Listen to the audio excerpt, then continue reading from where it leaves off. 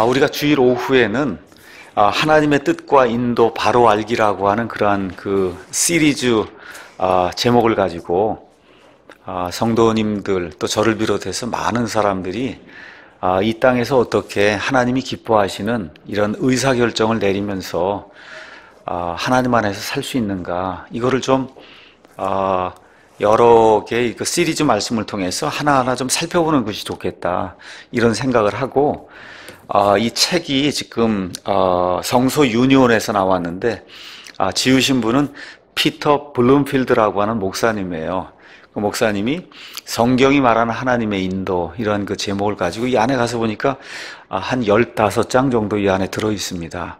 근데 이 안의 내용을 하나하나 이렇게 보면서 목사로서도 어떻게 이렇게 이걸 잘 이렇게 정리했을까, 이런 생각이 좀 들어요. 특별히 이제 오늘은 이 시리즈 중에 제목이 좋은 결정 내리기, 이렇게 돼 있습니다.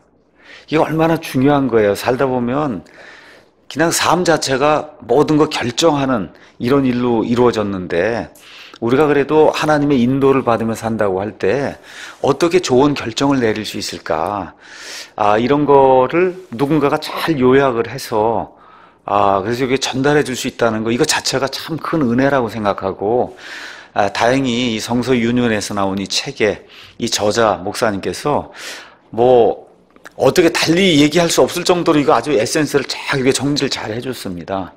그래서 저는 이 말씀을 여러분하고 이렇게 요약을 하면서 우리 교회와 이런 데 이렇게 적용해보는 이런 시간을 갖는 이런 말씀을 좀 전달하겠습니다. 우리가 지난 2주에 걸쳐서 하나님의 뜻이 무엇인가를 살펴봤어요. 그래서 성경에 나와 있는 하나님의 뜻이라고 하는 그런 그 단어는 2가지를 포함하고 있다. 하나는 하나님의 드러난 뜻이 있고, 그 다음에 하나님의 숨겨진 뜻이 있다. 드러난 뜻은 성경 말씀 안에 계시가 돼 있는 하나님의 명령들이다, 이렇게 이제 생각하면 되고, 그 다음에 하나님의 숨겨진 뜻은 하나님이 저를 포함해서 심지어 천사들까지의 그런 모든 세계를 하나님이 전체를 관장하시면서 이 세상 모든 역사, 우주의 역사를 이끌고 나가신 하나님의 청사진, 이것이 하나님의 숨겨진 뜻. 근데 이 숨겨진 뜻은 일이 이루어진 다음에 우리가 알 수 있기 때문에 심지어 하늘에 있는 천사도 이 하나님의 숨겨진 뜻은 알 수가 없는 거다, 이렇게 이제 말씀을 드렸고, 저와 여러분은 하나님이 우리에게 명백하게 보여준 성경에 드러난 하나님의 명령들을 따라서 그 안에서 어떤 선택을 하든지 그 모든 것이 하나님의 뜻이 될 수 있는 거다, 이런 이제 말씀을 드렸습니다. 자, 오늘 이제 오후 시간에는 우리 청년들이 이제 많지 않은데, 사실 좀 오전에 제가 이 말씀을 좀 드릴까 이런 생각도 했어요. 이걸 바꿔갖고.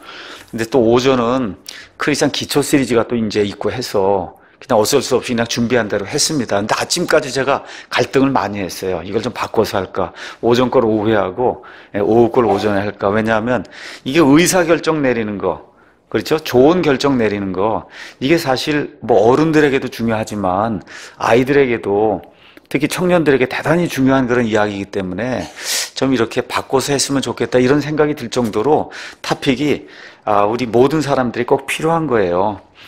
삶 자체가 결정의 연속입니다. 자, 그러면 무언가를 이렇게 결정을 하려고 하면 우리가 어떻게 하면 된다 그랬어요? 성경 말씀 안에 하나님이 명백하게 원하는 것이 들어있으니까 그거에 따라 우리가 결정을 하면 되는데, 그것 말고 도대체 무슨 다른 요소가 있을 수 있느냐.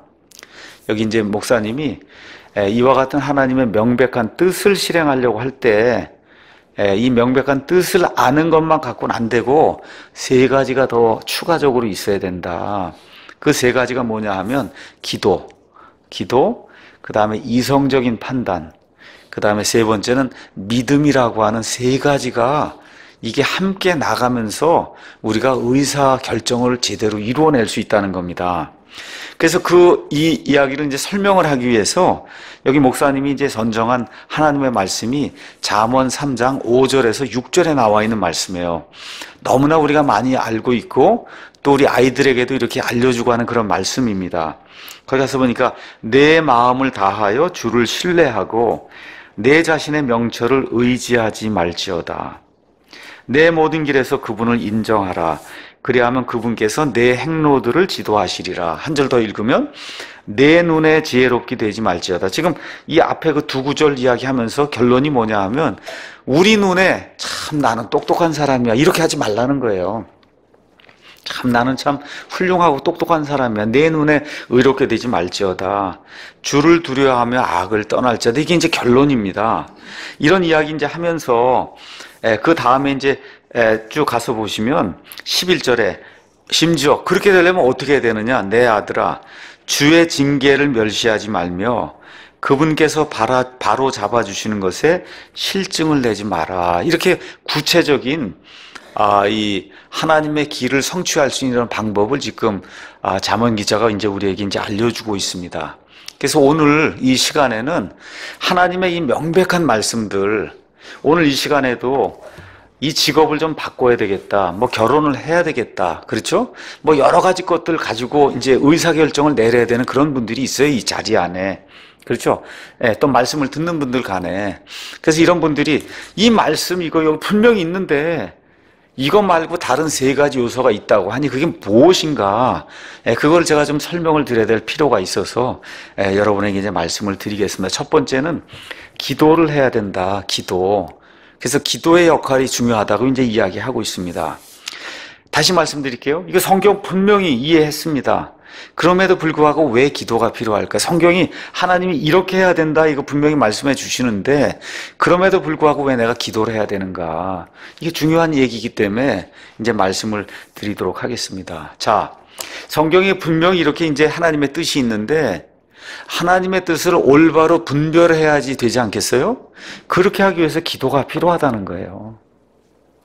이거를 그냥 우리가 읽으면 읽는 그대로 100% 다 이해할 수 있으면 얼마나 좋겠어요.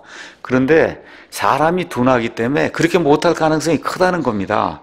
그래서 성경에 나와 있는 각 부분을 문맥을 잘 읽으면서 바로 이해할 수 있기 위해서는 하나님께 말씀을 읽으면서 하나님, 이 말씀이 하나님이 원하시는 그런 방식대로 내게 들어올 수 있도록 하나님께서 나를 지도해 주시기 바랍니다 하고 기도해야 될 그런 필요성이 있다는 겁니다. 그러니까 이 성경 말씀 안에는 역사적인 내용도 있고 이게 표현이 시적인 그런 내용도 있고 그렇죠? 또 어떻게 영적으로 적용해야 될 그런 내용도 있고 또 계시록에 이런 말씀 같으면 앞을 내다보는 예언의 말씀도 있고 이런 말씀들이 이렇게 있으니까 이 말씀을 내가 잘 이해를 하고 내 현재 상황에 맞게 이렇게 의사결정을 내려야 되는데 이게 전혀 그렇지 않은데 예를 들어 뭐 큐티에서 이렇게 딱 폈더니 이 말씀이 오면 나왔다는 거예요. 이런 방식을 가지고 오늘 하나님 내게 말씀하시는 것보다 하고 그러고서 이 성경 말씀을 적용하면 문제가 생기지 않습니까?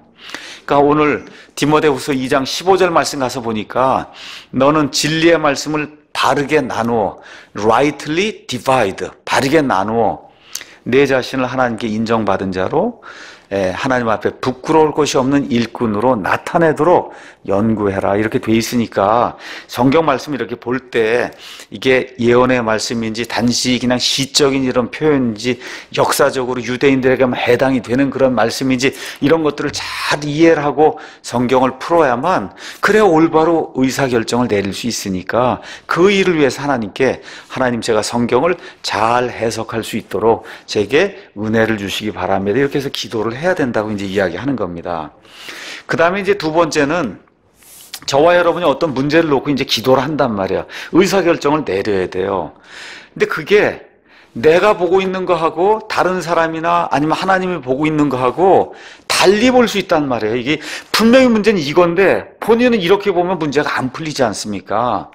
그러니까 어떻게 하나님 앞에 기도하는 거냐 하면 하나님 내가 지금 이거 결정을 내려야 되는데 제가 이 문제 자체를 정확하게 파악할 수 있도록 하나님께서 제게 지혜를 주시기 바랍니다. 이렇게 기도할 필요가 있다는 이해하시죠? 너무 당연한 얘기 아닙니까? 예.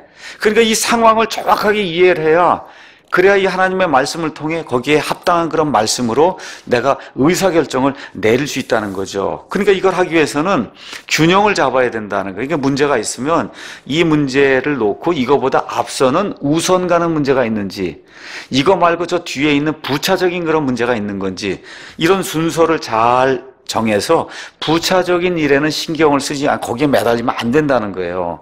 그 다음에 또 하나는 이런 결정을 내렸을 때 거기 뒤따른 결과가 있을 거 아닙니까? 이런 것들도 판단을 잘 해야 되니까 그냥 무조건 판단을 내리고 그런 다음에 나중에 아이고 이게 잘못됐거면 안 되니까 그래서 하나님께서 지혜를 주셔서 상황을 잘 판단할 수 있도록 도와주시기 바랍니다. 또 의사결정을 내리면 나는 분명히 이런 의도로 의사결정을 내렸는데 저 상대방이나 저 이거와 관련된 사람은 다른 방식으로 그걸 이해하면서 영 다른 반응을 보일 수 있단 말이잖아요. 그렇죠? 이렇게 됐을 때도 내가 이런 모든 상황을 잘 대처해 나갈 수 있도록 하나님께서 제게 은혜와 또 어떨 땐 용기와 그렇죠? 도움을 주시기 바랍니다. 이런 차원에서 기도가 이제 필요한 거다. 그 다음에 이 의사결정을 내려서 이렇게 하려고 하는데도 이거 할 수 있는 방법이 여러 가지가 있을 수 있잖아요. 그렇죠? 어떤 것이 내가 처해 있는 이 상황에서 모든 사람에게 유익이 될 수 있는 그런 것인가를 하나님께서 제게 알려주시기 바랍니다. 이런 차원에서 기도가 이제 필요하다는 거죠. 그 다음에 이제 세 번째, 왜 기도가 필요하냐? 이것도 중요한 거예요. 뭐냐?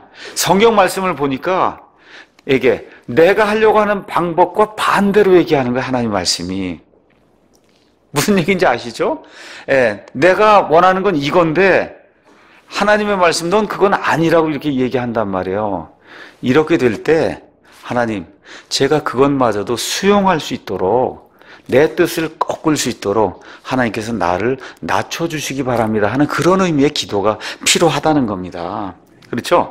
이게 얼마나 많아요. 너무나 많은 분들이 내가 생각하고 있는 이 방식을 정당화하기 시켜서 성경은 한 구절 끌어오거나 내가 기도했는데 마음에 평안이 왔다거나 이런 방식으로 이걸 내리게 되는데 우리가 기도를 통해서 내 자신을 객관적으로 이렇게 보면서 아 이거는 내 욕심이지. 그렇죠? 이거는 정말 원래 하나님은 그게 아닌데 이거는 내가 내 뜻대로 하려고 하는 거야. 이거를 보고 내 양심이 찔림을 받을 수 있도록 그렇게 하려니까 하나님의 은혜를 구하기 위해서 기도가 필요한 거다. 이렇게 이야기하는 거예요. 자, 한번 가서 성경의 예를 드리면 출애굽기 2장에 가면 모세가 나옵니다.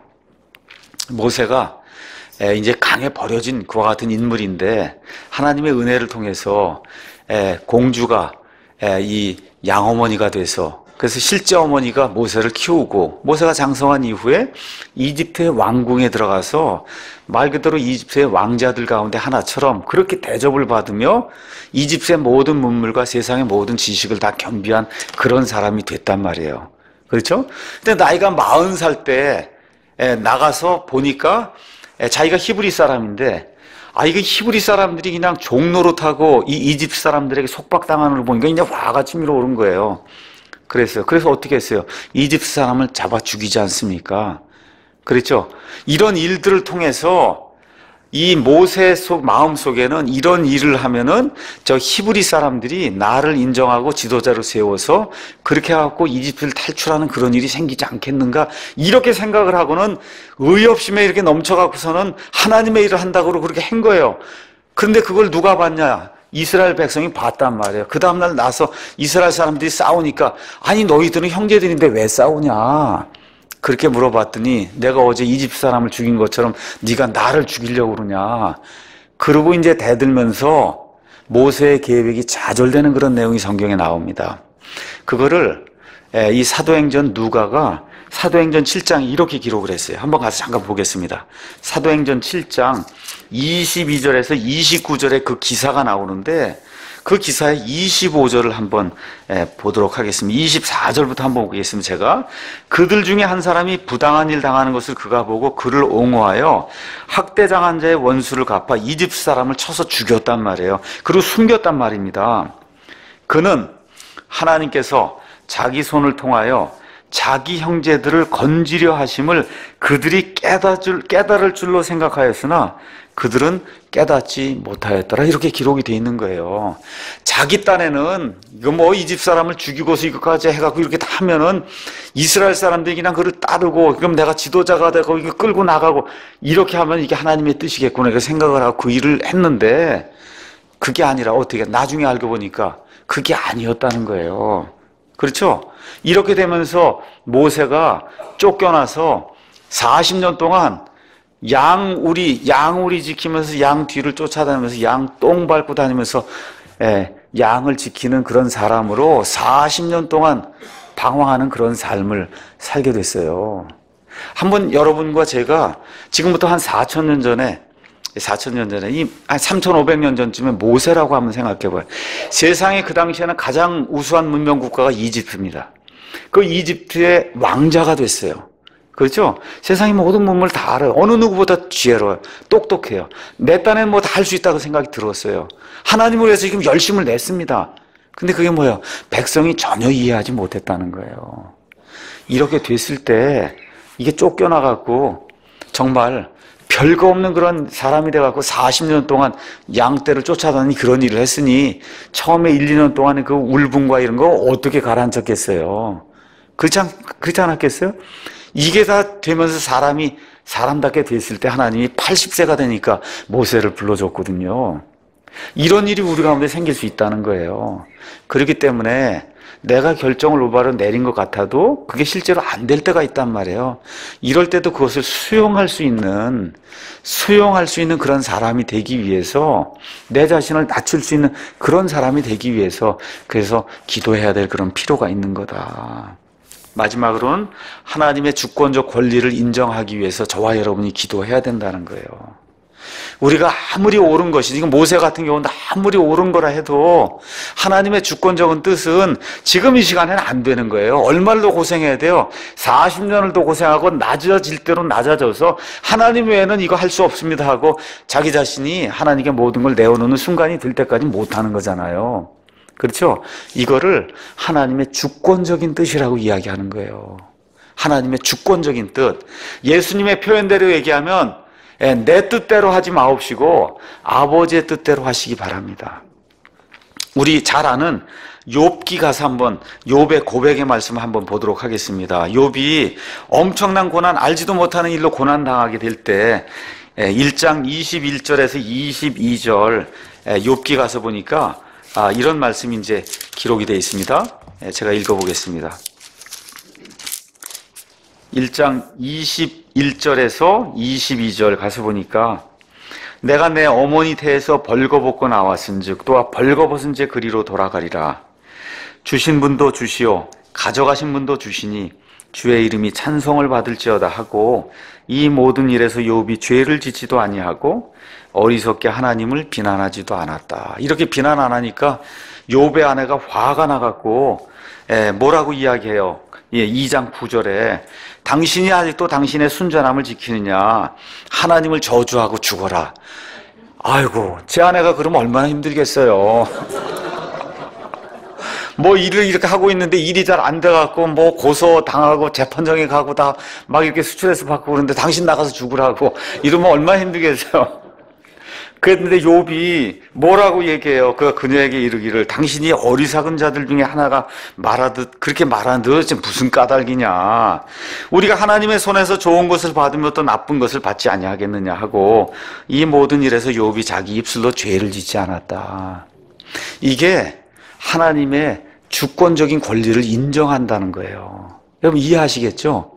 이게 주권적인 권리를 인정하는 게 고린도후서 12장에 하나님께서 이 바울에게 사탄의 사자를 주셔서 병에 걸렸단 말이야. 너무 힘들어요. 그럼 몇 번 기도해요? 하나님 고쳐주십시오 하고 3번 기도를 한단 말이에요. 이제 하나님 뭐라 그래요? 내 은혜가 내게 족하다. 그렇게 됐잖아요. 뭐라 그래요? 그 일 이후로 뭐라고 얘기해요? 내가 연약할 때 가장 강하기 때문에 이렇게 내가 고통당하는 것도 이게 하나님의 은혜다. 이렇게 생각을 하고 마음을 고쳐먹고 하나님의 뜻대로 살기라는 그런 내용이 그 안에 들어있잖아요. 우리가 주님을 믿을 때 꼭 탄탄대로가 열리는 건 아니라는 게 성경이 이야기하는 초점입니다. 이렇게 돼도 내 자신을 내려놓고 하나님은 옳고 나는 틀립니다. 하나님은 옳고 나는 틀립니다 하고 내 자신을 내려놓는 게 그게 하나님의 주권적인 권리를 인정하는 삶이라는 거죠. 이것을 위해서는 기도가 필요하다는 거예요. 그러니까 예수님도 내 뜻대로 하지 마시고 아버지 뜻대로 하는 거 밥 먹으면서 그런 게 아니에요.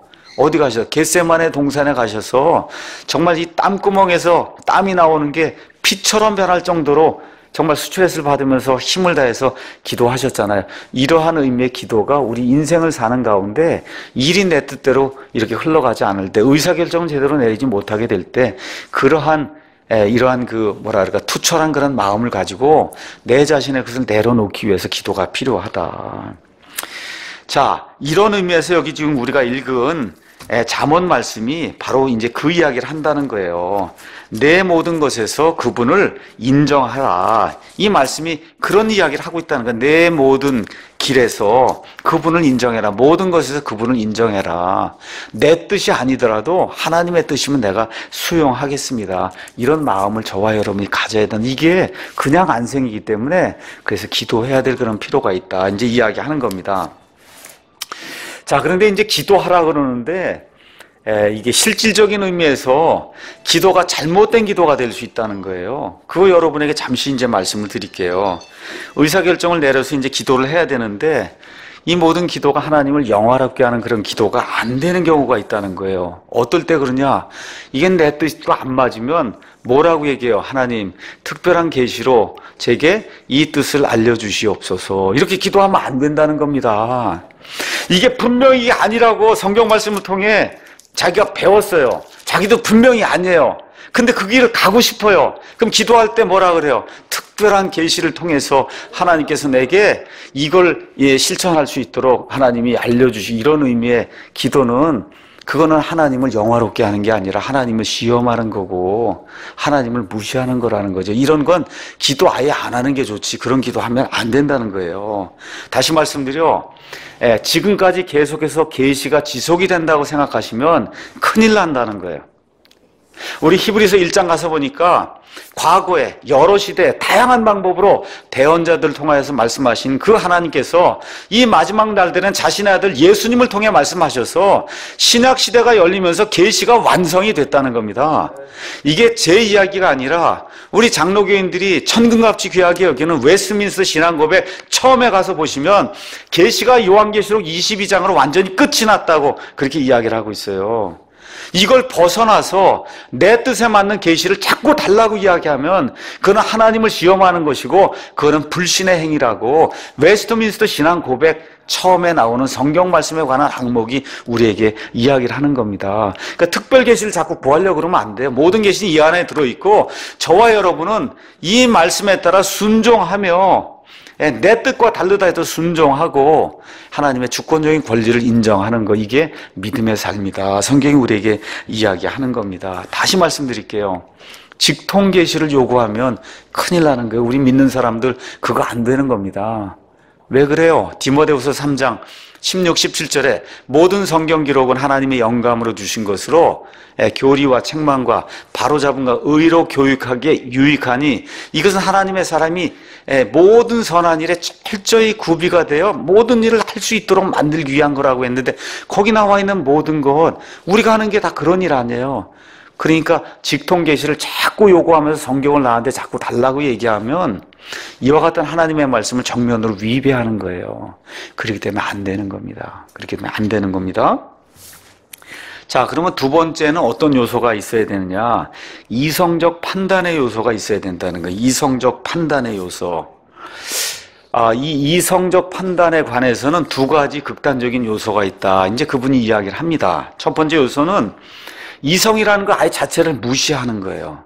이게 왜 필요하냐? 믿음만 있으면 되는 거지. 이렇게 이제 나오는 겁니다. 그러니까 우리가 믿음의 삶을 살면은 그냥 믿음만 있으면 되는 거지 왜 이성적으로 이걸 판단하고 생각을 하냐? 그거 불신의 행위다. 이렇게 주장하면서 이성적으로 판단하는 거, 분별하는 것 자체를 아예 무시하는 그런 풍조가 있을 수 있다는 거예요. 이거는 성경이 이야기하는 이 하나님의 인도를 따르는 것이 아니다. 다시 말씀드려, 성경을 문맥에 따라 바르게 잘 해석을 하고 그렇게 하면서 따라가는 거, 이거 자체를 아유 저 사람 믿음이 없는 사람이야 이렇게 이야기하면 큰일 난다는 거 아닙니다. 예를 들어 예수님이 40일 금식을 하셨어요. 그렇죠? 40일 금식. 그거 저와 여러분이 하라고 한 겁니까? 아니면 예수님만이 하나님과의 그런 관계 속으로 들어가서 메시아라고 하는 그런 사실, 이런 것들을 인식을 하나님의 일을 하기 위해서 예수님이 하신 거예요? 아니면 우리 모두가 다 하도록 그렇게 예수님께서 본을 보여주신 거예요? 여러분 어떻게 이해하세요?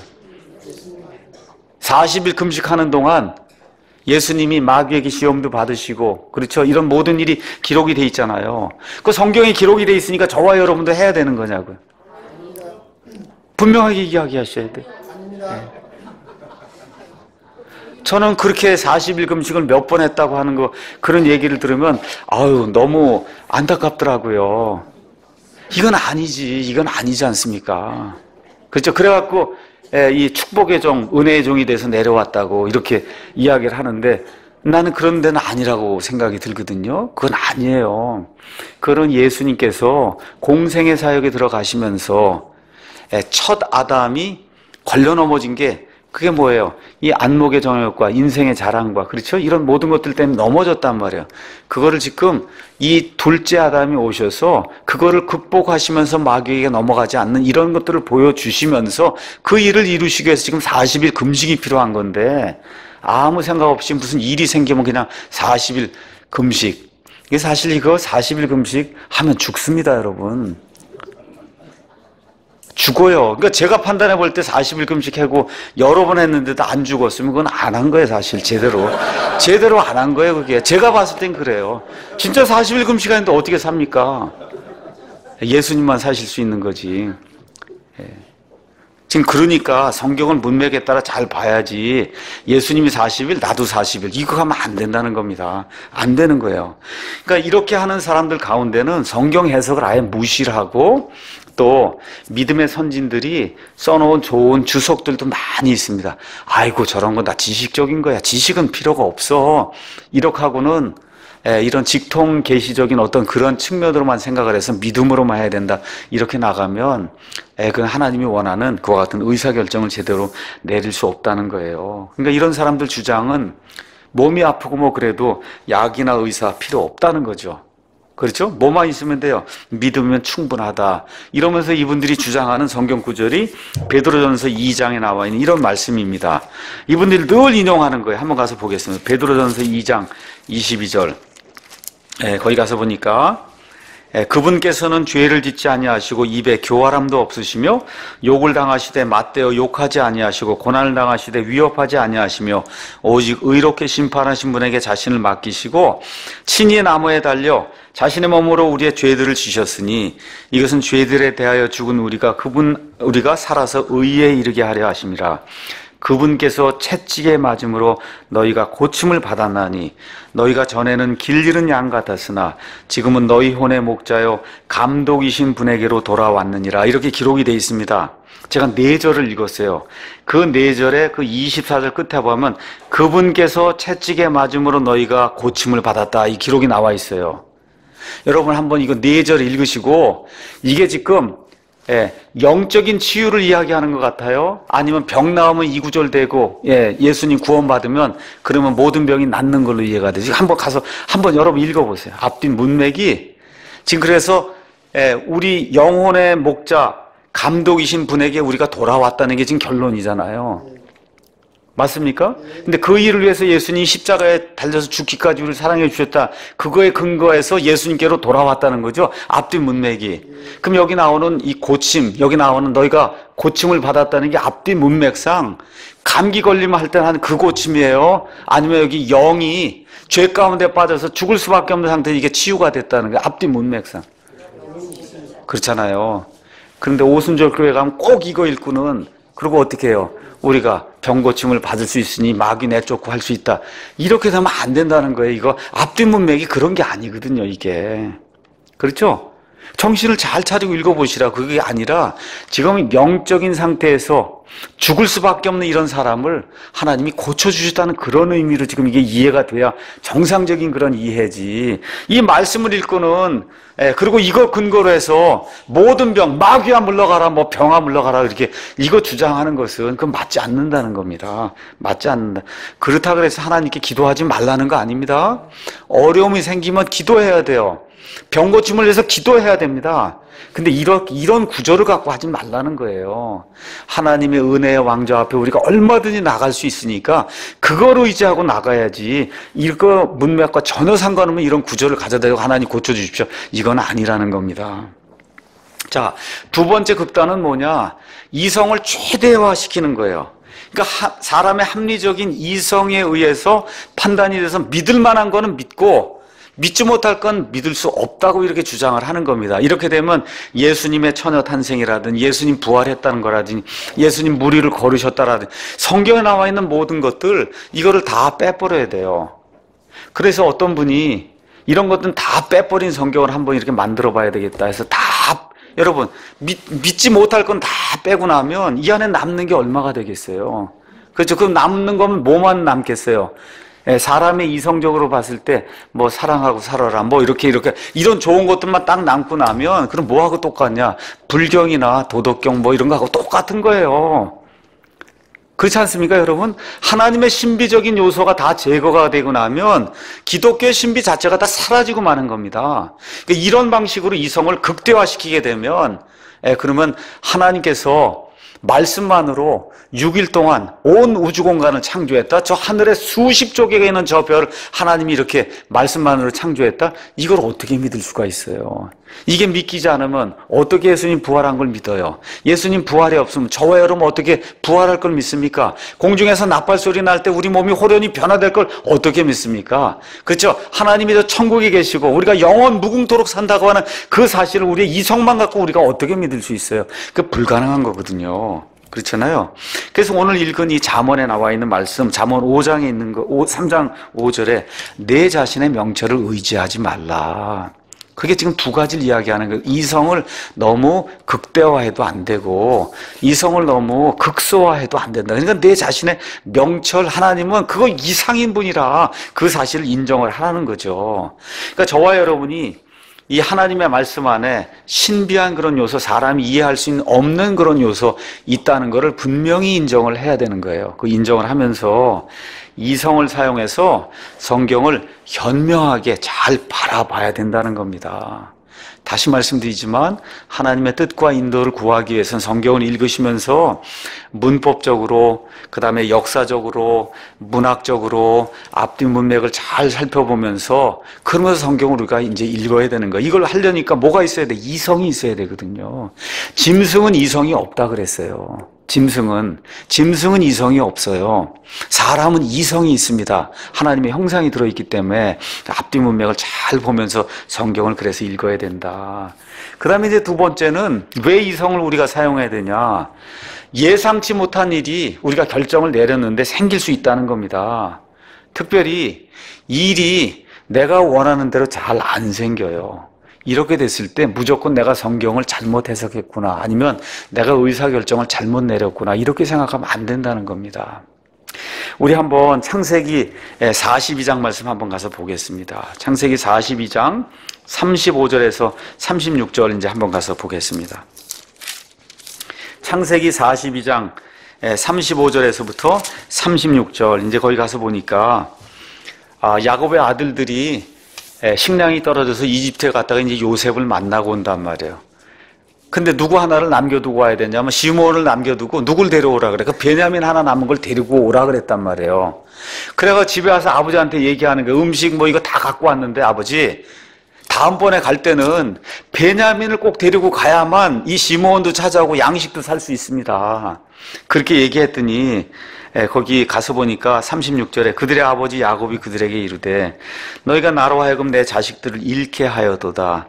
요셉도 없어졌고 시므온도 없어졌는데 너희가 베냐민을 빼앗아 가고자 하니 이 모든 일들이 나를 대적하는도다. 여러분, 나중에 시간이 지나서 보니까 이게 모든 일이 자기를 대적하는 거예요? 아니에요. 아니잖아요. 마찬가지로 저와 여러분의 삶에도 이런 어려운 일이 생기면 아이고 하나님 도대체 왜 이렇게 하십니까 하고 이렇게 할 수 있다는 거예요. 이렇게 할 때도 이성을 잘 사용해서 이런 성경 말씀을 잘 이해하고, 요게 시간이 조금 지나니까 야곱이 그냥 너무 좋아갖고 요셉을 만나 부둥켜 안고 울고 그러면서 사는 모습이 나오지 않습니까? 나중에 이게 끝난 다음에 야곱이 거기 가서 살다가 죽게 되니까 죽었어요, 야곱이. 그럼 나머지 이 10 아들들이 큰일 난 거예요. 이제 요셉이 우리를 죽이겠구나. 이제 아버지 살아있을 동안에는 봐줬는데 이제 아버지가 죽었으니까 다 팔고 이런 거 갖고 와서 우리를 죽이겠구나. 그래서 어떻게 해요? 머리를 조아리고 우리가 잘못했습니다. 그렇게 하니까 이 요셉이 너무 마음이 아파갖고 50장 말씀 한번 가서 보겠습니다. 창세기 50장.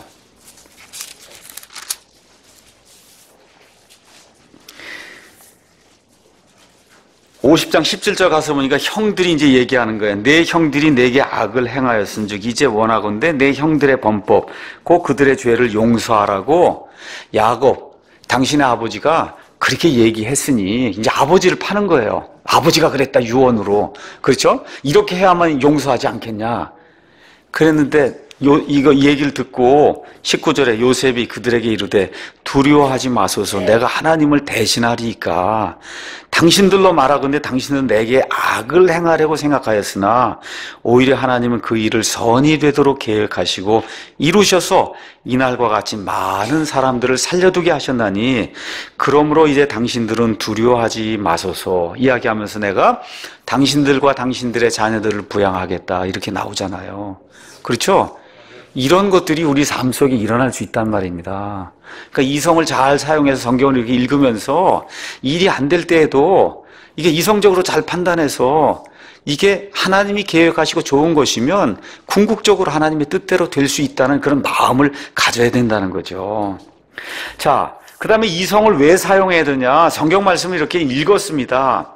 기도도 했습니다. 이성을 왜 사용해야 되느냐? 우리가 선택하는데 자유가 너무 많기 때문에 이성을 사용해야 된다는 겁니다. 어저께인가 어느 형제하고 이야기했는데 그 형제 얘기하다 보니까 송도에 좋은 집을 이제 구매해서 이제 이사 간다고 또 이야기하시더라고요. 또 어떤 형제하고 또 이야기했더니 부천으로 이제 이사를 오게 됐다고. 그래서 아들이 그냥 교회에 가까우니까 너무 좋다고 그러고 그런 소식을 들으니까 저도 굉장히 기쁜 거예요. 여러분 한번 집을 한번 생각해. 이제 집을 사기로 했어요. 그러면 우리나라에 있는 모든 집이 내가 살 수 있는 집이에요. 한두 개가 있는 게 아니잖아요. 수백만 채가 일단 집을 사기로 하면 다 내 집이 될 수 있는 거 아닙니까? 일단은 그렇죠? 예, 그러니까 다시 말씀드리면 내가 다 선택할 수 있는 거예요. 모든 걸 사도 다 옳고 그름의 문제가 아니라 뭐 어떤 문제로 바뀌는 거냐? 좋고 더 좋고의 문제로 바뀌게 되는 거예요, 이제는. 그렇죠? 이런 문제에서 이성이 발동을 해서 올바른 선택을 해야지. 예, 이성적으로 생각 안 하면 어리석은 결정을 내리게 된다는 거예요. 일단은 내가 능력이 있냐? 알겠죠? 내가 능력 있냐? 500평짜리 집 뭐 이런 거 살 수 있는 능력이 있냐? 내 선택은 할 수 있어도 그 내 능력이 없으면 안 되는데 그 선택에 놓으면 죽을 때까지 고생하잖아요. 그렇잖아요. 그 내 구매 한도에 집을 사야 되는 거 아닙니까? 그게 안 되면 대출을 얻어서 사야 되는 거냐? 이자는 어떻게 갚을 거냐? 그렇죠? 이런 모든 것들 생각을 해야 되는 거죠. 또 가서 보니까 집이 엄청 싸요. 원래 이게 5억인데 지금 2억 5천에 판다 그래요. 그러면 생각을 해봐야 될 거 아니에요. 이게 무슨 뭔가 이걸 덥석 물면 뭔가 잘못될 수 있잖아요. 그렇죠? 그러니까 이게 생각을 잘하고 이성해야지 하나님의 뜻대로 모든 거 결정하면 된다 그래서 그냥 가서 물면 안 되는 거잖아요. 내가 직장이 서울에 있는데 저기 뭐 양주에 가서 어디 가서 한적한 데 살아야 되는지 서울 근처에 가서 조그마트로 거기 가서 살아야 되는지 초이스가 많단 말입니다. 그렇죠? 이제 이게 한국 집은 별로 이런 게 아파트이기 때문에 이제 문제가 없는데 이제 미국에 가서 보면 미국 집은 1층, 2층, 3층이 돼 있어요. 3층으로 지하부터. 그러니까 계단이 이제 많이 있는 거예요. 그러니까 제 아내 같은 경우는 아이들이 집을 산다 그러면 얘들아 계단 없는 집을 좀 사라. 그러면 아니 우리가 가서 살 집도 아닌데 왜 그러냐고 이제 저는 그렇게 얘기를 하죠. 나 아직 계단 많이 밟고 다녀서 저는 괜찮은데 우리 집사람은 부담이 되는 거예요. 애기 안고 이렇게 다니려고 하면. 그러니까 그것도 결정을 잘 해야 되는 거예요. 계단이 많은 집을 할 거냐 계단이 적은 집을 할 거냐 그렇잖아요. 그러니까 이성을 잘 사용해서 하나님이 주신 이런 많은 선택지 가운데 하나를 선정할 때 그래서 이성을 잘 사용을 해야 된다. 그런데 하나님의 뜻이 하나라고 하면 이성을 동원할 필요가 있을까요? 없을까요? 없는 거예요. 어떻게 하면 되는 거예요? 엄청나게 넓은 숲 안에 그 바늘 하나가 떨어져 있거든. 하나님의 뜻이. 그것만 찾으면 되는 거예요. 그게. 그렇게 살면 엄청 불행하게 됩니다, 여러분. 알겠죠? 그 바늘 하나 찾으려고 죽을 때까지 고생해야 되는 거 하나님 그렇게 만들지 않으셨어요. 이 숲 전체가 하나님의 뜻 안에 지금 들어있어 뭐든지 해도 되는데 그 가운데서 내 능력과 내 주변 환경과 내가 이거 하게 될 미칠 영향과 이런 모든 거, 교회도 가깝고 직장도 가깝고 아이들 교육 이런 모든 것들 다 판단하고 내 능력이 되는가 판단해서 이게 집을 사야 그래야 현명하게 해서 고생을 안 하게 되는 거잖아요. 이런 차원에서 이성이 필요한 거다 이렇게 말씀을 드립니다. 예. 세 번째는 뭐가 필요하냐? 믿음이 필요한 거예요. 믿음. 자, 믿음은 기도도 사용했어요. 이성도 이제 잘 사용했어요. 그렇죠? 그리고 이제 좋은 결정, 말씀에 따라 이제 내리려고 돼요. 근데 왜 도대체 믿음이 필요하냐? 3장 6절 아까 가서 보니까 그렇게 하면 기도하고, 그렇죠? 그 다음에 이성적인 걸 잘 사용했어요. 이렇게 이제 하면, 그렇게 하면 그분께서 내 행로들을 지도하신다 그랬어요. 그냥 길이 하나가 아니라 행로가 여러 개가 있단 말이에요. 다닐 수 있는 복수로. 우리 킹제임 성경 가능한 한 복수 가능하면 하려고 한 게 이런 거예요. 그냥 내 길을 지도하시려가 아니고 내 행로들, 다닐 수 있는 이 초이스, 선택지가 많은데 이 모든 길들을 인도하신다는 겁니다. 근데 이 말을 오해하면 안 된다는 거예요. 우리 믿는 분들이, 저를 포함해서 많은 분들이 하나님이 내 길을 인도하실 거야를 어떻게 해석을 하냐. 이제 앞으로 이렇게 결정을 내리면 탄탄대로만 열릴 거다. 알겠죠? 성경 구조를 이렇게 이해하시면 안 된다는 거예요. 실제 성경에 가서 보시면 여러분 바른 길로 가면 엄청난 방해물이 나타나게 돼 있어요. 저와 여러분이 하나님께서 말씀 보존해 주신다 그래서 그 보존된 말씀이 여기 있습니다 하고 이게 하나님이 보존해 주신 말씀이에요. 바른 길로 가려고 하니까 여러분 탄탄대로가 열립니까? 엄청나게 어려운 길이 열려요. 어떠세요 여러분? 엄청나게 어려운 길이 열려요. 그래도 지도해 주신다는 거예요. 그 뜻이 탄탄대로만 열리는 게 아니다. 성경적으로 가서 보시면 디모데후서 3장에도 그렇고 말씀이 뭐라고 얘기해요? 하나님의 뜻대로 살고자 하는 자는 핍박을 받을 수밖에 없다. 동성애 반대하면 싫어해요. 사람들이 싫어합니다. 그렇죠? 올바로 하나님의 성경 무호성, 지금부터 500년 전 400년 전에 청교도들이 믿던 성경 무호성, 하나님께서 보존해 주시고 완전한 말씀이 있다고 하는 그 말씀, 지금 그거 주장하면 바보라 그래, 어리석다 그러고. 그래도 우리가 아닙니다, 이게 옳습니다 하고 지금 이 믿음 따라 이 교회 하고 있는 거 아니에요? 맞습니까 여러분? 사람들이 그게 반대하고 극심히 반대해도 하나님이 그 행로들을 지도해 주신다는 거예요 여러분. 지금 그게 뭐가 필요한가? 믿음이 필요한 거. 이때 믿음이 왜 그래요? 하나님께서 성경 무호하다고 말씀해 주신 걸 내가 믿는데 사람이 핍박을 해도 이 길이 옳기 때문에 하나님이 지켜주실 줄로 믿습니다. 이렇게 나가는 게 저와 여러분의 믿음 아닙니까?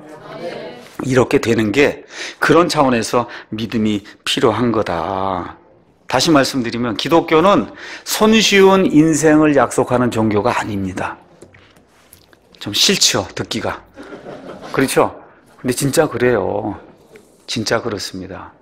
우리 방해하는 사람이 나타나서 골탕 먹이고 지금 그런 게 지금 1년 한 2, 3개월 되고 있어요. 이런 모든 것들 이렇게 겪으면서 모든 것들이 하나하나 다 누명이 이제 오히려 벗겨지고 앞으로 우리가 이런 일들을 정말 겸손하게 신실하게 사람을 이렇게 배려하고 살리는 그런 쪽으로 일을 하기 위해서 하나님이 어떻게 길들을 잘 정리해 주시는 거로 그렇게 판명이 나는 겁니다. 그래서 정말 사람을 살리고 우리 한국 사람들 살리고 구원하는 그런 길 하나님께서 더 크게 열어주시기 위해서 이런 모든 가지들을 제가 부족하게 행했던 것, 또 저와 여러분 부족하게 보지 못했던 이런 것들, 정말 모든 성도들을 살릴 수 있는 그런 길이 무엇인가, 올바른 것을 가지고도 이걸 할 수 있도록 눈을 열어주신 것으로 저는 그렇게 판단을 내리고 하나님께 감사하고 있어요. 그래서 우리가 옳은 것을 추구한다 그래서 반드시 탄탄대로가 열리는 것이 아니다. 그럼에도 무슨 믿음이 있어요? 이것은 하나님이 원하는 거기 때문에 하나님이 반드시 이루어 주실 거라고 하는 그런 믿음을 우리가 갖는 겁니다. 또 하나, 우리가 이렇게 결정을 내리고 그 다음에 기도도 했습니다. 이성적으로 판단했습니다. 그럼에도 불구하고 항상 우리 결정이게 했을 때 화평이 오는 건 아니라는 거예요. 많은 분들이 이제 결정 내릴 때 난 마음에 화평이 있었어. 그래서 결정을 내렸어. 그거 틀린 얘기는 아닙니다. 그런데 그럼에도 불구하고 우리 성경 역사를 보니까 아까 요셉도 제가 말씀드렸죠. 그 다음에 지금 야곱도 이야기했죠. 바울도 이야기했죠. 어때요? 항상 어려움이 따를 수 있다는 겁니다. 어려움이 따를 수 있다. 다시 말씀드려, 우리가 이렇게 결정을 내렸을 때 여러 가지 불확실성이 놓여 있다는 겁니다. 우리가 이제 예배당을 지으려고 그래요.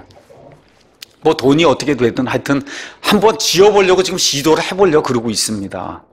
그래서 어저께는 아마 우리 형제님들이 나보고 나가라 그러더라고요. 그래서 뭐 했냐 그랬더니 다시 지을 건지 안 지을 건지 우리 다시 한번 확인 좀 해보자. 이렇게 이제 하셨다 그러더라고요. 자, 어찌됐든 우리가 이제 예배당을 지어보려고 그래요. 자, 이렇게 지으려고 할 때 짓는 가운데 예를 들어 내년 뭐 3월이고 언제까지 짓는다. 그럼 지금 짓기로 시작한 이후부터 마음이 편해갖고 지금 내년 2월까지 그냥 룰루룰루 하고 여러분 그럴 것 같아요, 제가? 여러분 그러실 것 같아요? 그냥 아침부터 저녁까지 도대체 무슨 일이 생기고 어떻게 일이 생기지 않도록 해서 이게 재정이 다 되고 이렇게 해서 꼭 지어야 될 텐데 이걸 더 내년 2월, 3월까지 해서 이 땅 할 때까지 계속 그러지 않겠어요? 여러분과 제가 올바른 의사결정을 내리고 하나님의 뜻이고 분명히 기도했고 이성적으로 판단했고 돈도 다 마련해서 어떻게 다 해야 되겠다 했지만 들어갈 때까지 여러분 매일같이 마음이 평안하겠냐고요? 아니잖아요. 사고가 나지 않아야 되겠다. 뭐 해야 되겠다. 가서 가슴 졸이고 그래서 그때 가서 이제 하나님 원하시면 이 땅 예배 드릴 거 아닙니까? 그런 거라는 거예요. 우리의 삶이. 그렇게 마음이 불안하고 이렇게 하는데도 불구하고 믿음이 뭐예요? 이것이 올바른 것이고 하나님이 기뻐하는 것이면 이럼에도 불구하고 하나님이 이루어 주실 거라는 확신을 가져야 이 일을 할 수 있다는 겁니다. 여기에 우리의 믿음이 이제 들어가는 거다. 그래서 이런 일들 올바로 결정을 내리고도 회의가 생길 수 있고 마음에 불안감이 생길 수도 있고 이게 정상적인 그리스도인에게도 얼마든지 일어날 수 있다. 이거를 극복할 수 있는 건 그게 믿음이 거기서 온다는 거예요. 거기 믿음이 필요하다는 겁니다. 그렇게 하면 그분께서 내 행로들을 지도해 주신다는 겁니다. 내 행로들을. 그래서 히브리서 11장 1절 가서 보니까 믿음의 정의를 이렇게 이제 표현했습니다. 우리 한번 가서 11장 1절 이제 보겠습니다. 이제 믿음은 바라는 것들의 실체요, 보이지 않는 것들의 증거니 그것으로 장로들이 좋은 평판을 얻었느니라 라고 이야기하면서 사도 바울이 히브리서 11장 1절부터 자그마치 40장을 할애해서 누구부터 아벨부터 시작해서 구약시대 믿음의 그 행로들을 따라 걸었던 모든 사람들의 이야기를 거기 적어놓고 있어요. 한번 보세요. 아벨, 믿음으로 살다가 여러분 죽임을 당해서 형에 의해서. 그렇죠? 노아 120년 동안 방주 마련하다가 사람들한테 아주 그냥 비웃음거리가 됐습니다. 그렇죠? 모세 잘 살고 있었으면 얼마나 좋았겠어요. 거기 쫓겨나갖고 미디안 광야 가서 40년 동안 헤매는 그런 안타까운 삶을 살기도 했어요. 그러니까 믿음의 길을 간다고 해서 모든 것이 탄탄대로가 아니다. 이걸 다 보여줬단 말이에요. 그러고 난 이후에 12장에 가서 뭐라고 이야기하느냐. 12장에 그러므로 증인들이 이렇게 큰 구름을 이루며 또한 우리를 둘러싸고 있으니 모든 무거운 것과 너무 쉽게 우리를 얽어매는 죄를 우리가 떨쳐버리고 인내로 우리 앞에 놓인 경주를 달리자. 그렇게 하면서 우리 믿음의 창시자요, 우리 믿음의 완성자이신 예수님을 바라보자. 그렇게 이야기하고 있는 겁니다. 여기에 믿음이 있다는 거. 그걸 저와 여러분이 꼭 기억을 해야 됩니다. 다시 말씀드려, 하나님이 배후에 일은 아무도 보지 못한다는 거예요. 보지 못하기 때문에 믿음인 겁니다. 여러분, 보지 못하기 때문에 믿음이 필요한 거예요. 오늘 어떤 한 형제가 방문했습니다. 지난주 아침에 제가 그 말씀 읽어드렸잖아요. 누가 이렇게 했어, 이렇게 했다. 그래서 그 형제가 오늘 방문을 했더라고요. 방문을. 그래서 그 형제가 오기 전에는 내가 믿음의 눈으로 그 사람을 봤어요. 보지 못했으니까. 근데 오늘 와서 보니까 얼굴도 이렇게 만져보니 이제 믿음이 아니에요. 이 사람은. 믿음이 아니다. 만져봤고 이렇게 생겼고 이렇게 멋있게 생겼고 다 봤으니까 이제 믿음이 아니잖아요. 이거라는 거예요 지금. 내가 지난주에 소개할 때는 믿음으로 소개한 거고 오늘 소개한 믿음이 아니라 보는 걸로 소개한 거예요. 믿음은 근본적으로 보이지 않는 걸 믿는 거예요. 맞습니까? 보이지 않는 거를. 그렇기 때문에 우리가 하나님의 이 믿음을 가졌다고 이야기할 때는 모든 거 다 이렇게 하고 100% 확실한 거, 그렇게 하면 그 믿음이 아니라는 겁니다. 그래서 거기 아브라함에 대해서 이제 설명을 하면서 8절에, 11장 8절에 믿음으로 아브라함은 부르심을 받아 훗날 상속재산으로 받게 될 것으로 나가면서 순종하였고 자기가 어디로 가는지 알지 못한 채 나갔다. 우리가 예배당을 이제 정말 짓는다고 혹시 그렇게 해서 짓게 되면 지을 때까지 믿음으로 나가는 거예요. 어떻게 될지 우리가 어떻게 압니까? 그거를 다 알고 모든 게 보장이 된 상태로 나가면 그건 믿음의 일이 아니잖아요. 이해하시겠죠? 그것 때문에 저와 여러분이 기도하고 하나님께서 믿음을 주시길 원합니다 하고 이렇게 돼서 한마음이 되고 모든 것이 이성적으로 판단이 되고 또 기도도 하고 하나님이 이루어 주실 거라고 어려움에도 불구하고 이런 모든 박자들이 이제 맞게 될 때 우리가 그런 일들을 시작해 볼 수 있는 거다. 그래서 결론적으로 로마서 8장 28절 우리 오늘 아이들 나와서 했죠. 우리가 알거니와 하나님을 사랑하는 자들 곧 그분의 목적에 따라 부르심을 받은 자들에게는 모든 것이 100% 합력하여 선을 이룬다. 그렇죠? 이러한 마음을 가지고 우리가 우리의 믿음 생활하고 그러면서 사는 가운데 여러 가지 결정사항이 있잖아요. 그렇죠? 이런 모든 것들도 이렇게 궁극적으로 선하게 이루어 주시겠지 이렇게 하고 의사결정을 내려야 된다는 거죠. 그러니까 다시 말씀드려 우리의 지혜롭지 못한 결정들도 하나님이 선하게 바꿔 주실 수 있다고 믿는 거예요. 그래서 제가 무슨 말까지 했어요? 심지어 죄를 지어도 그게 나중에 하나님의 영광이 될 수 있도록 해야 된다. 이거 어려운 거예요. 여러분, 죄를 지으라고 조장하는 거 아닙니다. 다윗이 반음죄와 이와 같은 살인죄까지 졌지만 다윗의 기사를 통해서 저와 여러분이 엄청난 은혜를 누리잖아요. 그렇잖아요. 우리가 정말 잘못된 그런 결정, 악한 죄를 지어도 하나님 안에서 하나님께서 선하게 이루어 주실 수 있다는 이런 생각을 가지면서 두렵게 하나님을 섬겨야 된다는 겁니다. 그래서 하나님을 영화롭게 하면 하나님이 우리를 영화롭게 만들어 주신다는 이 생각을 하셔야 돼요. 사무엘기상 2장 가서 보시면 제가 참 좋아하는 그런 말씀이 그 안에 들어 있습니다. 2장 말씀 읽겠습니다. 여기 엘리 제사장이 자기 아들들을 하나님보다 더 위에 두게 될 때 하나님께서 책망하시는 그런 내용이 2장 30절에 이렇게 이제 기록이 되어 있습니다. 뭐라고 이제 기록이 되어 있냐? 나를 존중히 여기는 자들을 내가 존중히 여기고 나를 멸시하는 자들을 내가 소홀히 여기겠다. 이 성경의 복받는 비결이에요. 하나님을 영화롭게 여기고 하나님을 두렵게 여기고 하나님을 존중하면 하나님이 저와 여러분과 저와 여러분의 건강과 생업에 하나님이 그의 복을 주시고 그걸 존중히 여겨 주실 겁니다. 존중히. 그렇게 저와 여러분이 이해하시면 좋을 것 같아요. 자, 이 모든 말씀과 더불어 결론의 말씀 이제 드리겠습니다. 자, 살면서 우리가 매사에 무언가를 결정을 해야 돼요. 이렇게 결정을 해야 됩니다. 이런 걸 결정을 할 때 일단 하나님의 그 명백한 말씀 이런 걸 쭉 보시면서 결정을 내려야 되는 거 그건 맞는 거예요. 그럼에도 불구하고 거기에 세 가지 요소가 같이 작용을 해야만 올바른 결정을 내릴 수 있다. 첫 번째는 뭐예요? 기도. 이것이 옳은 것인가 아닌가. 말씀 자체를 잘 분별해야 되고 내가 이 상황이 맞는가를 잘 구분하기 위해서 지혜를 달라고 하나님께 기도해야 되고 그 다음에 이성을 동원해서 그렇죠? 이성적으로 잘 판단해서 사람들에게 어리석은 자로 비치지 않는 그런 결정을 내리기 위해서 이렇게 이제 판단을 하되 우리의 명철을 의지하는 것이 아니라 하나님이 주시는 이런 올바른 이런 분별력을 가지고 이런 일들을 해야 된다. 마지막으로는 믿음을 가지고 의사결정을 내려야 된다. 여러분, 지금은 참 취직하고 이러기가 이제 어려웠는데 과거에 이제 제가 뭐 30년 이렇게 전에 그때는 취직하려고 이거 원서를 내면 10군데가 됐어요. 10군데. 그때는 이제 공대 엔지니어가 많지 않아. 그럼 여러분 결정해야 될 거 아닙니까? 10군데 중에 하나를. 그렇잖아요. 그 얼마나 고민이 되겠어요. 이것저것 다 하고. 이 인생이 그런 거예요. 배우자 선택하는 거, 집 이사 가는 거, 그래서 아이들 학교 보내는 거, 심지어 교회 여기 오는 거, 성경 선택하는 거. 그렇죠? 우리 교회 같으면 예배당 짓냐 마냐 뭐 등등 여러 가지가 다 결정을 해야 되는 건데 마지막으로 끝에는 모든 것이 합력하여 선을 이루어줄 줄로 믿고 저와 여러분이 결정을 내려야 된다는 거죠. 어느 형제님이 그러더라고요. 아이, 목사님이 저렇게 안 했으면 더 좋았을 텐데. 그렇게 이야기해요. 나중에 보니까 그게 오히려 잘 됐더라. 이런 이야기하는 그런 경우도 제가 본 적이 있어요. 예.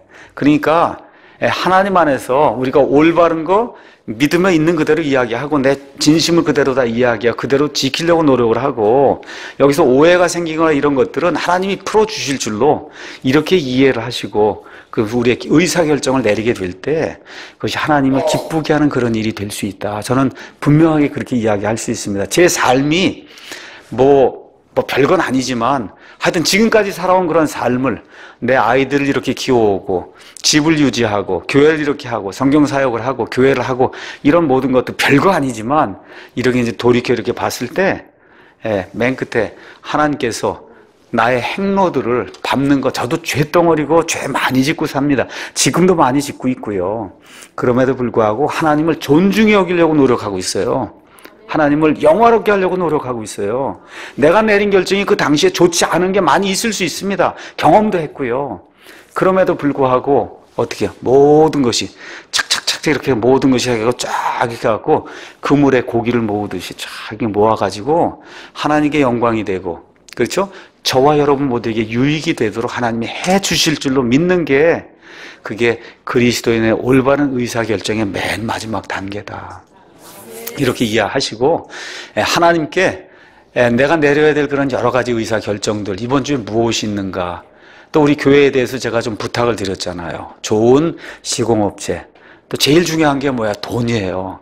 좀 가격 저렴하게 잘 할 수 있는 또 속속이지 않고 7, 8개월 잘 할 수 있는 이러한 사람들이 좀 선정이 좀 될 수 있도록 이렇게 될 수 있도록 여러분이 한 주간 내내 또 다음 주에도 기도해 주시고 그래서 선하게 우리가 결정을 내려서 하나님께 영광 돌리는 그런 전 교회가 되기를 간절히 원합니다. 기도하겠습니다.